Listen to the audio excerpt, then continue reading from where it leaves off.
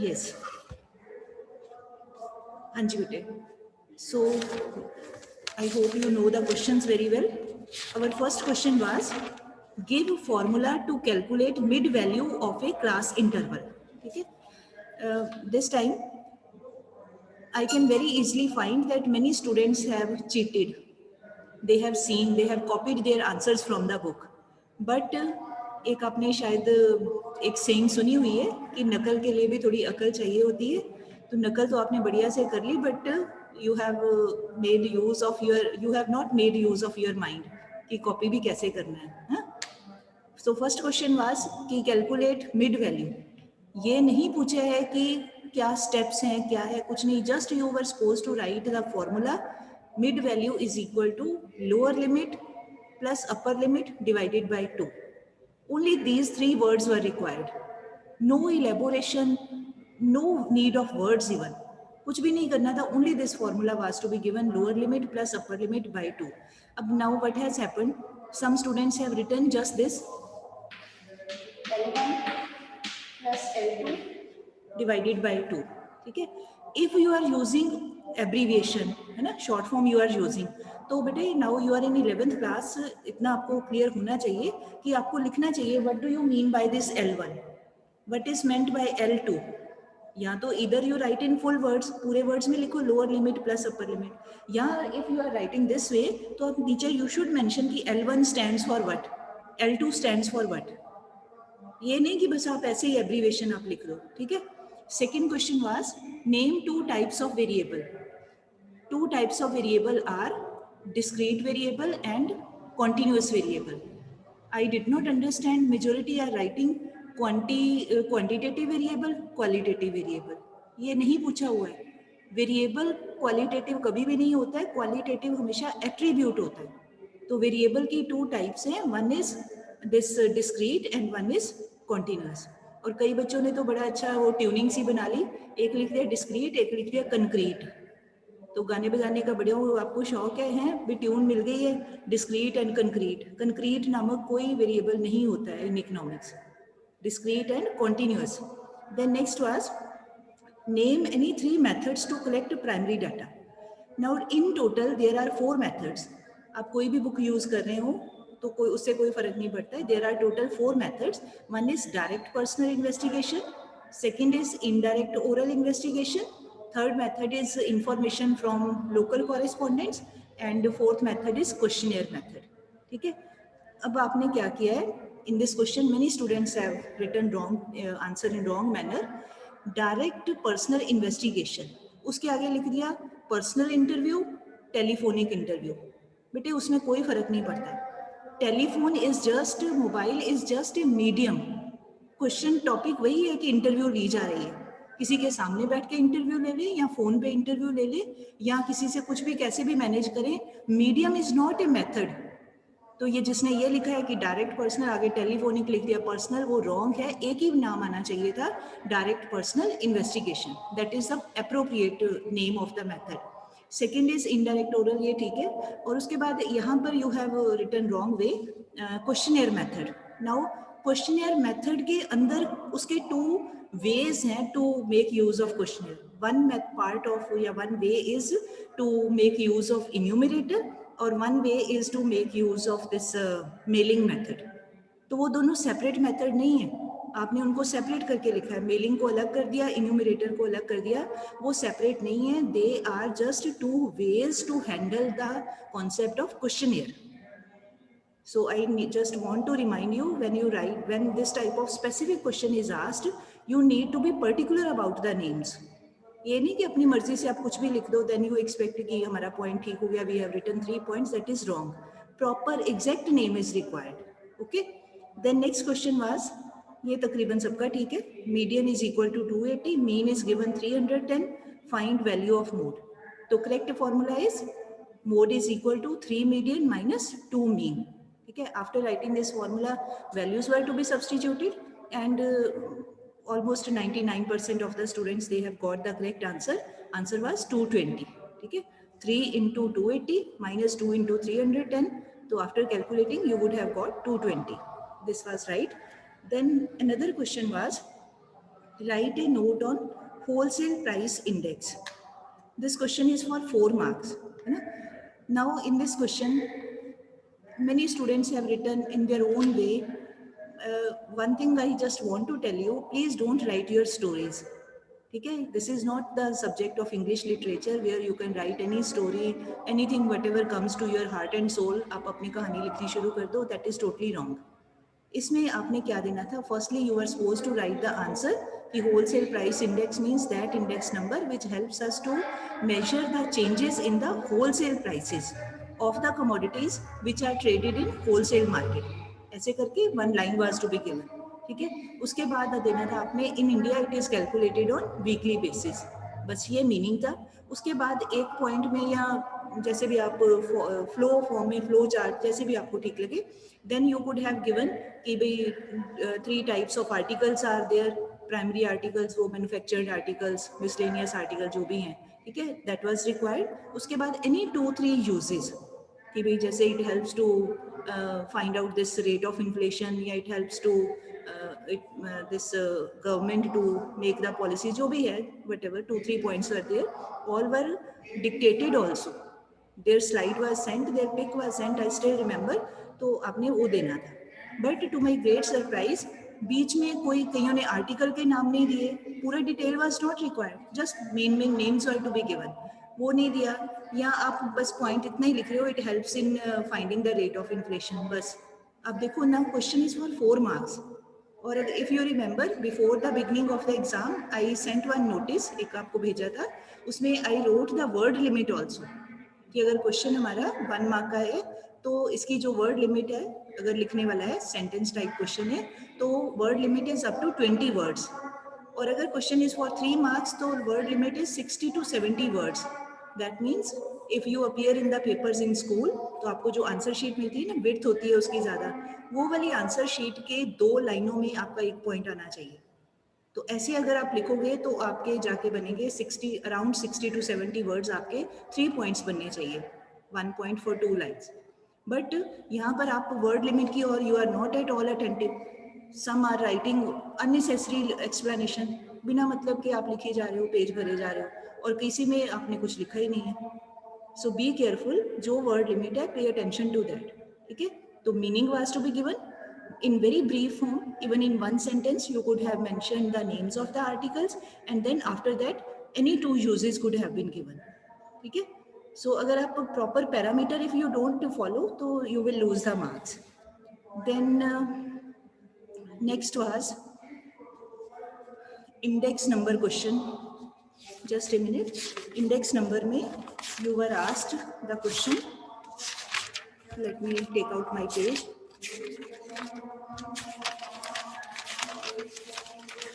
One question was given, and in that you were supposed to find out this aggregative expenditure method, है ना. तो aggregative expenditure method में, if I am not wrong, तो its answer was 103.94, something like that. 103.94 was the right answer. 103.94. अगर second digit नहीं भी आया, no problem, 103.9 was okay. But यहाँ पे मेनी स्टूडेंट्स, उन्होंने क्या किया, एग्रीगेटिव एक्सपेंडिचर मेथड क्या होता है,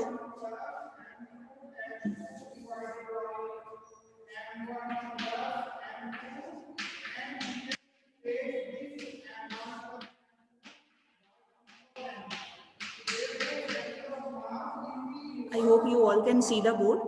Formula is sigma P1 Q0 divided by sigma P0 Q0 into 100. ठीक है, ये आपने मल्टीप्लाई करना था पहले इन 2 कॉलम्स को, फिर उसका total, then these 2 columns, then their total. Now few students what have they done, उन्होंने क्या कर लिया, सीधा ओनली P1 का टोटल कर लिया, ओनली P1 कॉलम. फिर अब उन्होंने P0 कॉलम का कर लिया, या ऐसे Q0 कॉलम का टोटल कर लिया, सेपरेट करके उनको मल्टीप्लाई कर दिया.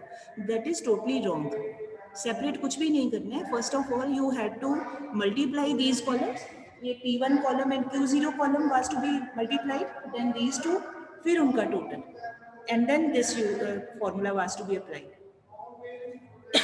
So please be careful. 6 marks question है, तो you will lose the marks in this manner. Then after that another question which was there, that was this bar diagram question was there na, make a simple bar of the given information.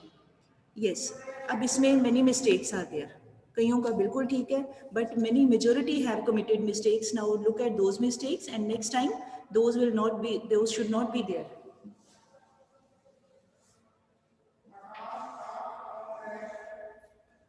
Now look at this shape. The length of this x-axis is more and y-axis is comparatively that is small. This type of shape is not a good shape. इसके full marks नहीं मिलते हैं, ठीक है?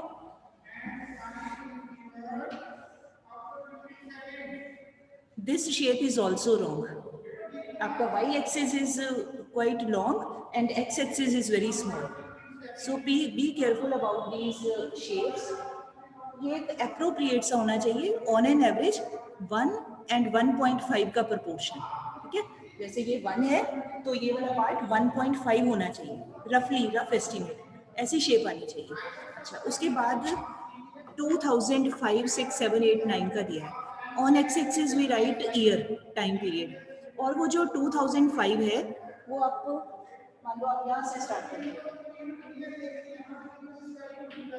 ये आपका 2005 है. It is not to be started from this origin. ये origin से start नहीं करना है, इसको इसके साथ join नहीं करना है, फिर तो वो बन जाएगा histogram. Many of you have done, इसको join कर दिया यहाँ पे. That is totally wrong. उसके बाद I still remember when we were doing this chapter, तो बार बार I told you to pay attention to one thing कि all bars should be equidistant. है ना? Equidistant का क्या मतलब होता है? सभी bars के बीच में जो भी आपने distance decide किया है, if you have taken 1 centimeter, तो all bars should have a gap of 1 centimeter. 2 centimeter लिया तो 2, वो आपकी choice है, जैसे भी आपने लिया. अब आपका पेपर में आपने कईयों ने क्या बनाया, यहाँ पर लिया कम distance, उसके बाद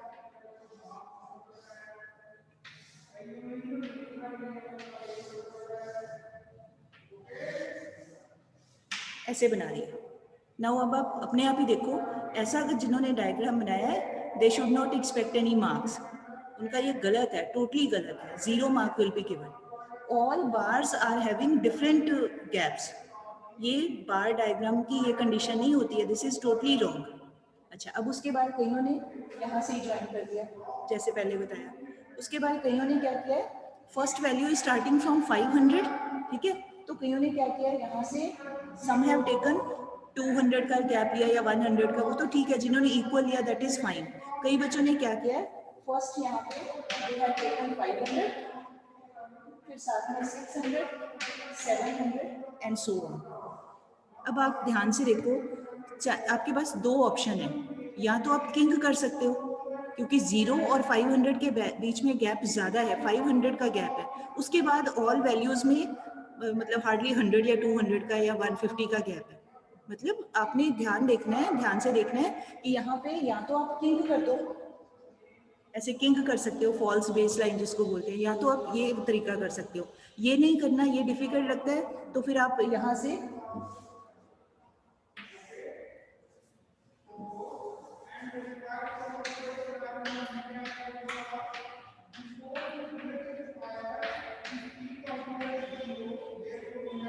आपकी चॉइस है. इधर you can take gap of 100, 200, वो आपकी अपनी कंफर्टेबल, आपका जैसा भी शीट है उसके हिसाब से आप कर सकते हैं. बट आपने ये नहीं करना कि 0 और 500 ले लो, एक पॉइंट बना दो, यहाँ 500 लिख दो और ऊपर आप 100 का गैप दिखा रहे हो. सो जिन भी बच्चों ने ऐसे किया है, their diagram is totally wrong. Number 2 mistake in the diagram. आपको क्या लगा था कि 6 मार्क्स में एक डायग्राम दे दिया तो वेरी फाइन, ऐसे ही दे दिया होगा. I gave this question intentionally, told again and again, यहाँ पर क्या शो करेगा, what are you showing on x-axis and what are you showing on y-axis. एक तरफ लिखना था y-axis पे strength of students and on x-axis year या time period आपने लिखना था. So जिन भी बच्चों ने नहीं लिखा है उनके marks have been deducted, right? So diagrammatic presentation means neatness of the diagram is a precondition. Good presentation, neat, clean, beautiful diagram, that is the precondition. और क्या करना है, और तो उसमें कोई बड़ी बात नहीं है, ठीक। अच्छा, उसके बाद next question was theory part का क्वेश्चन है, give equation of consumer equilibrium in cardinal approach. This question is almost right for all the students. Price of X is equal to marginal utility of X, but now कई बच्चों ने what many students have done, they have started explaining, वो diagram बना दिया जहाँ पे ये equilibrium का बनता है, P X is equal to M U X. बेटा you please pay attention to the marks, एक नंबर का क्वेश्चन है, हार्डली बस आपने ये लिखना था P X is equal to M U X. I could not understand why have you started, why have you drawn the diagram and then you have started the explanation. एक mark के question में क्या जरूरत है उसकी, वो required ही नहीं है। आप एक्सप्लेन कर रहे हो जी एमयू कम हो जाएगी, ये हो जाएगा, वो हो जाएगा, that is not at all required, wastage of time. अगर आप ऐसे करोगे तो then you won't be able to complete rest of the paper, and every time it's not going to be online paper जिसमें आप चीटिंग कर लें। Next papers, most probably you will be appearing in the school and then your real worth will come out. Next was give formula of MU.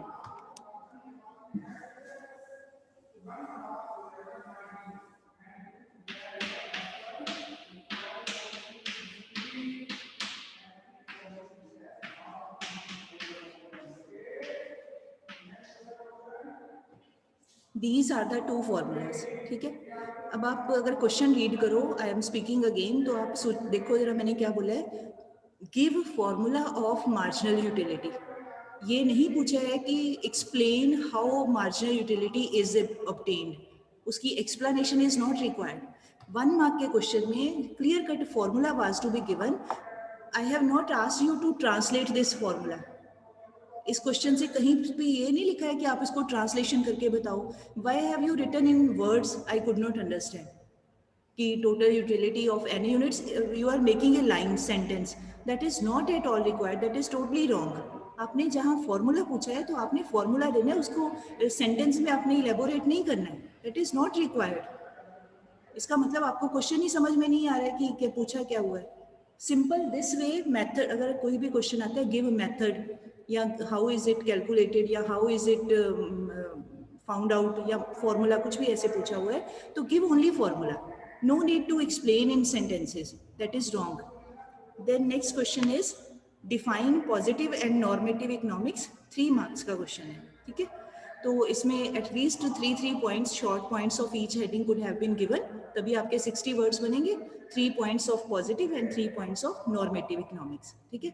और वो थोड़े effective points होने चाहिए, casual नहीं होना चाहिए, what is what was what will be, चलो उधर आप लिख रहे हो वट शुड बी, चलो हो गया क्वेश्चन खत्म।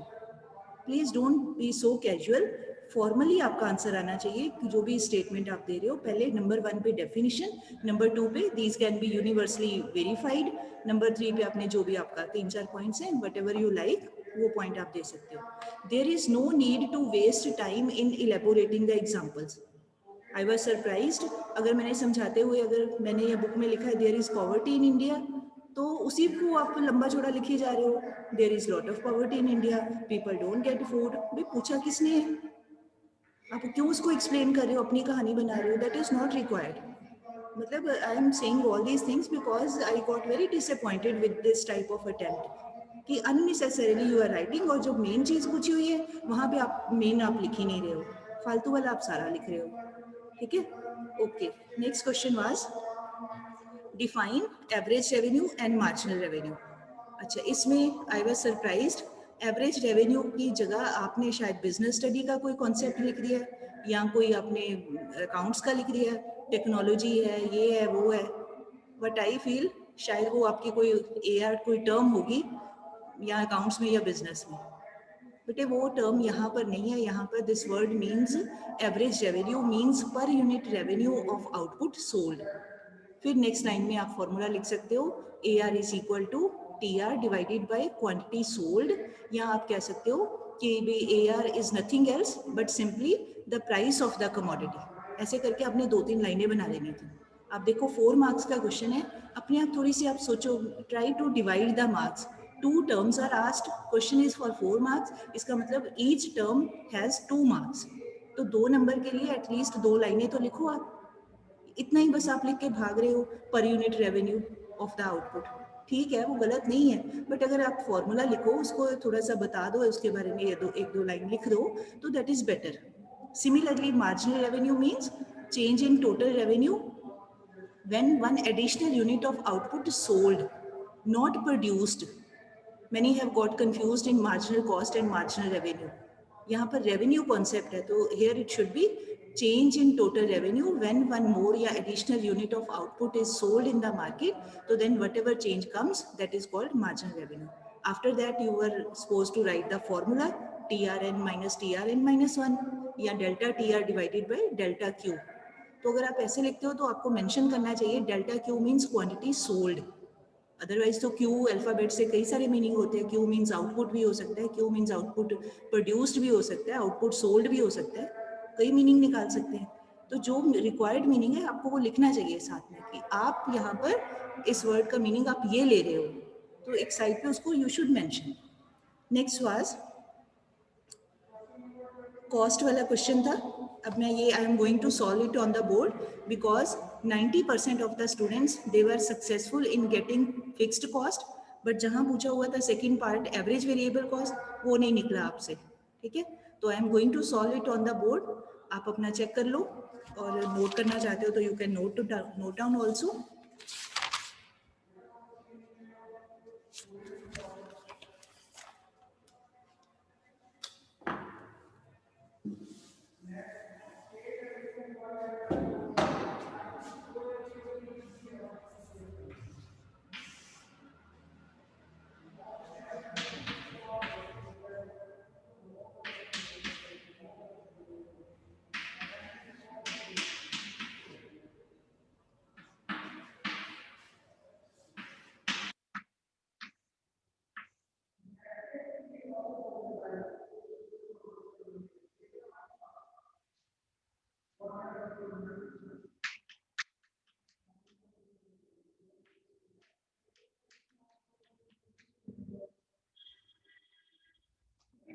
As you can see, these two columns are given and we are supposed to calculate this total fixed cost and average variable cost. Okay?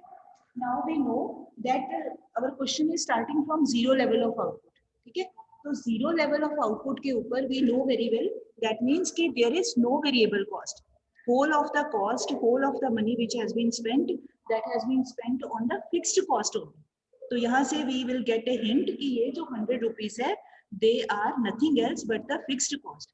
And second feature of fixed cost, कि it remains constant at all levels of output. तो इसका मतलब अगर zero level पे 100 है तो it will be the same 100 at all levels. तो very easily we can find the column of fixed cost.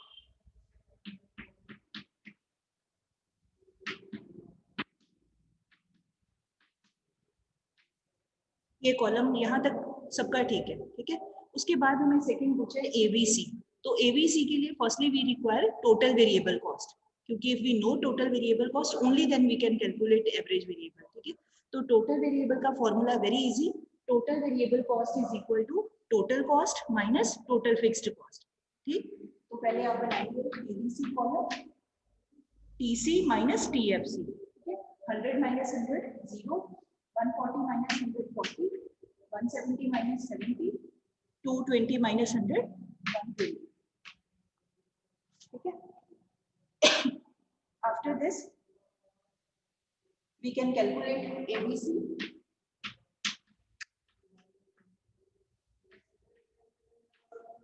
ABC is equal to TBC divided by output.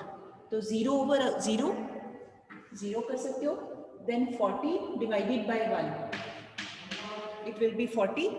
उसके बाद 70 divided by 2. It should be 35. Then 120 divided by 3. कितना रहेगा? ये 40. 0, 40, 35, 40.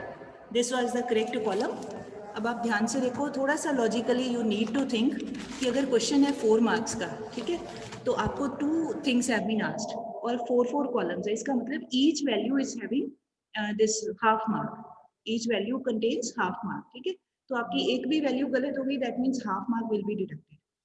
तो जिन्होंने ये नहीं पार्ट निकाला हुआ है, एबीसी नहीं निकाला है, only FC has been calculated, that means you will get only 2 marks. ठीक है जी। अच्छा, उसके बाद second problem which I faced by checking your paper, when we were doing this chapter, I myself, I have solved many questions. I showed you the pictures also, slides also. जो भी question solve किए थे, you would have noticed मैंने सारे column बना के किए, इसी मैनर में किए थे। ये नहीं किया था कि हर एक वैल्यू को सेपरेट सेपरेट निकालो, इक्वेशन लिखो, फॉर्मूला लिखो, फिर उसको निकालो, मुझे समझ ही नहीं आया आप कर क्या रहे हो। Please don't do this your attempt your answer in this manner कि आप अलग अलग से हर एक वैल्यू अलग अलग निकाल लो। कॉलम के फॉर्म में आपने इस तरह से बनाना है। आप रफ अपने काम में जैसे मर्जी करो, hardly matters, but when you have to present your answer, listen carefully. Next time अगर जिसका इस फॉर्म में ना हुआ, I am going to cross that answer. आपने ऐसे कॉलम बना के you have to write your answer. Calculation आप जैसे मर्जी करो अपने रफ काम में, वो थोड़ी हमने देखनी है। We have to see only your fair work, that should be in this manner. ठीक है जी। उसके बाद था हमारा नेक्स्ट क्वेश्चन,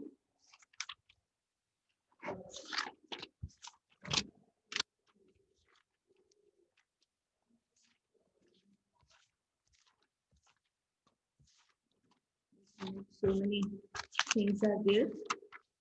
हाँ जी, next question was yes, why does demand curve slope down.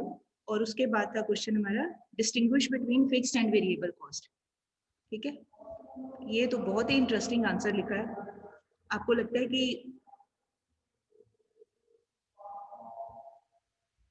कि डिमांड कर्व के बारे में आ गया।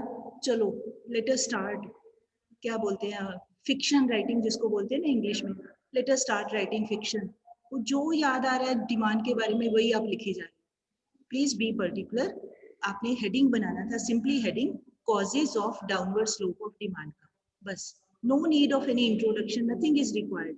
ये हेडिंग देके after that you were supposed to make 4-5 headings दिए हुए ऑलरेडी बुक में।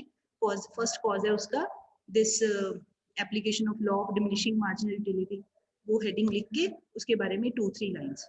अब when you are writing the explanation, तो then you have to correlate that reason, जो लॉ ऑफ डीएमयू है, you have to correlate that reason with the downward slope of demand का। क्योंकि MU कम होती जाती है with each successive unit, तो nobody wants to pay more money for having less and less utility. Everybody wants to spend money only when he gets more utility. और अगर utility कम हो रही होती है तो कोई भी person उसके लिए he does not want to give more money. That is why any consumer wants to spend less, he wants to pay less price for that commodity which is providing him less utility. ऐसे करके wording आप कोई भी बना लो अपने हिसाब से, hardly matters, but आपने उसको कोरिलेट करना। ये नहीं कि आप उसमें you are just only stating law of DMU, ये होता है। फिर वो किसने पूछा हुआ है, वो तो पूछा ही नहीं है। पूछा ये है कि वो कैसे रीजन बनता है डाउनवर्ड स्लोप का, मेन पॉइंट हमारा ये होना चाहिए। उसके बाद फिर आप उसमें substitution effect, income effect, number of consumer, size of consumer group या अल्टरनेटिव यूजेज, इसमें आपने जो सब्सटीट्यूशन इफेक्ट है, please don't explain tea, coffee, ball pen, gel pen, ये एग्जांपल्स को नहीं पूछा हुआ है कि क्या होते हैं सब्सटीट्यूट। ये आपने यहाँ पर लिखना था कि when price of the commodity falls, then comparatively the this other substitutes they become expensive, and then a consumer wants to buy more and more units of that very commodity, first commodity whose price has fallen. This is called substitution effect। ऐसे ही income effect में ये नहीं आना था वो normal good हो गई, जो इंफीरियर गुड्स का तो कोई है ही नहीं लिंक इसमें। यहाँ पर we are already talking about normal good. यहाँ पर आपने देना था कि when price of the commodity falls, then consumer is left with more income, more money remains with him. That means his real income has increased. That means now with the same money he can buy more units. इसमें वो नहीं आना था income effect, उसकी income कम हो गई, ज्यादा हो गई, ये हो गया, वो हो गया। That is not required. आपने क्या किया है, आपने सारे पॉइंट्स को मिक्स कर दिया, जो फैक्टर्स अफेक्टिंग डिमांड थे आप वही आप लिखी जा रहे हो, बिना सोचे समझे कि वो लिंक बन रहा है कि नहीं बन रहा। ऐसे ही ऑल्टरनेटिव यूजेज या बाकी थे। But I just want to convey to you that is कि क्वेश्चन में आपने you have to focus कि what has been particularly asked, वो आंसर होना चाहिए, ना कि आपने पूरे चैप्टर में क्या पढ़ा है क्या नहीं पढ़ा है। That is not required। आपने वो नहीं लिखना है जो आपको आता होता है, आपने वो लिखना है what has been asked by the examiner। I hope you are getting my point। Next question was distinguish between fixed and variable। तो ये तो ठीक ही था तकरीबन सभी का। 6 मार्क्स का क्वेश्चन है, तो always try to make 6 points. ना भी हो, अगर बुक में नहीं भी है, हार्डली मैटर्स, आप अपने पास से थोड़ा सा पॉइंट्स को बना सकते हो। 6 नहीं बनते, 5 बनते हैं। At number 6 point you can draw the diagram also. Book में नहीं लिखा होता है कि एज इट इज आप उसको पेस्ट कर दो, कट एंड पेस्ट कर दो। थोड़ा सा think from your own side. And at number 1 this point should have been there कि भी fixed cost means that cost, that expenditure which is incurred on the purchase of fixed factors of production. ये number 1 पे होना चाहिए। Same way ऐसे variable का कि that money which is spent on the purchase of variable factors. उसके बाद आप कोई भी पॉइंट्स लिख लो, that does not make any difference. ठीक है, सीक्वेंस बाकी का कोई फर्क नहीं पड़ता है, बट नंबर 1 के ऊपर पहले डेफिनेशन आनी चाहिए। जैसे आपको कोई पूछे कि आप अपने आप की इंट्रोडक्शन दो, तो आपको मान लो I can see Kashvi on my screen, तो मैं काशवी को कहूँ कि काशवी बेटे अपनी इंट्रोडक्शन दो, तो ये कहे जी मैं हरगोबिंद नगर में रहती हूँ, मैं ये 11th कॉमर्स क्लास में पढ़ती हूँ, मेरा रोल नंबर ये है। मुझे गुस्सा आएगा ना, मैं पहले पूछूंगी भी बेटे तुम्हारा नाम क्या है, पहले ये तो बताओ। नाम बताया ही नहीं और बाकी की कहानी बता रहे हैं, ठीक है ना। तो सेम वे ऐसे ही जो क्वेश्चन होते हैं, first step is to define that term. जो भी पूछे पहले उसको आप डिफाइन करो थॉरली, फॉर्मली। उसके बाद फिर आप जो मर्जी बताओ, जो भी आपने कहना है आप बता सकते हो, कुछ फर्क नहीं पड़ता। सो बी केयरफुल, नेक्स्ट टाइम ऐसी सिली मिस्टेक्स नहीं होनी चाहिए, because these deduct your marks. ठीक है, चलो, this was all about our question paper. Now let me tell you, after the meeting I will send you the this syllabus of PT3. I am just telling you what are we going to do. Just a minute. You can see, you can note down also if you want. Hanji. Now in this term for PT3 papers, okay, PT3 papers में we will be covering syllabus whatever we have done in the since the beginning of the session. 15th April से लेके till date whatever we have done, that whole of the syllabus will be there in our paper. ठीक, but the new chapters which we are supposed to do in this month, ठीक है, I am going to tell their names. First lesson which we will start tomorrow, that is supply and elasticity of supply. Same lines as we have already done demand and elasticity of demand chapter we have done na? तो ऐसे ही now we have to do supply and elasticity of supply. This will be our first lesson to be started from tomorrow. Then we will be doing production function chapter. ठीक है, chapter I will send also, if you are not getting, no problem, not a big issue. Production function. After that we will be doing perfect competition and determination of equilibrium price and shifts in equilibrium price. आपको याद है ना, already हमने एक lesson किया था forms of market, उसमें we have covered only one form which is there in our revised syllabus, perfect competition. एक ही करनी है उसमें से, है ना। तो अब जो है परफेक्ट कंपटीशन के बाद उससे रिलेटेड जो नेक्स्ट लेसन है कि how price gets determined, now we will be doing that chapter. कैसे करना है वो, क्या करना है, ठीक है, वो हम करेंगे। After that from statistics part we will be doing chapter measures of dispersion. Next lesson, very interesting chapter, measures of dispersion. ठीक, along with this one topic of one or two topics of previous term, measures of central tendency, cost, revenue, ये पिछली term की है periodic test 3 में, ठीक है जी। But I just want to tell you कि आपने you have to revise whole of the syllabus, whatever we are doing, you should go through that all those chapters side by side. ये नहीं कि आप उसको पेंडिंग छोड़ दो कि बाद में करेंगे, तब करेंगे, अब करेंगे। This type of attitude should not be there. You have to cover side by side all the things, ठीक है। So after the class I will send also send this syllabus of PT3 and tomorrow you all are supposed to get ready with your microeconomics book, ठीक है जी। out of that book lesson which we have to do, that is supply and elasticity of supply। ठीक, तो अभी हम start नहीं करेंगे, it's going to be hardly very less time is left, so I am not going to start. I am just trying to tell you कि what is there in this chapter very briefly. Formally we will start tomorrow, right. अच्छा, अब हमने already we have done one lesson demand, ठीक है। तो in that lesson what we have studied the this psychology of a consumer, suppose when we go to market in the evening, we go to market to buy anything. So at that time we are consumers. Na? So as consumers, what do we want?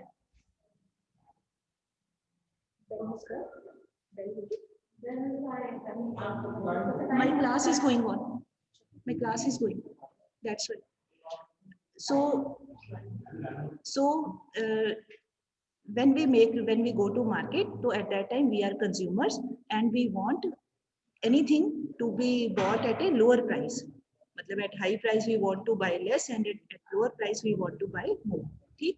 तो उस समय हमारा जो concept है as a consumer we act. But in this lesson जो हमने करना है सप्लाई वाला, उसमें क्या करना है, अब हमने कंज्यूमर नहीं बनना है. ठीक है, अब हमने सोचना है कि अगर आप सेलर हो, if you are a shopkeeper, you are a seller, then what will be your attitude. आप क्या करोगे, क्या सोचोगे, आप क्या चाहोगे. You would like to have more price. अब आप कम प्राइस पे नहीं बेचना चाहोगे, अब आप ज्यादा प्राइस पे बेचना चाहोगे. ठीक है, तो this type of things we have to study. Concepts वैसे ही हैं बट एटीट्यूड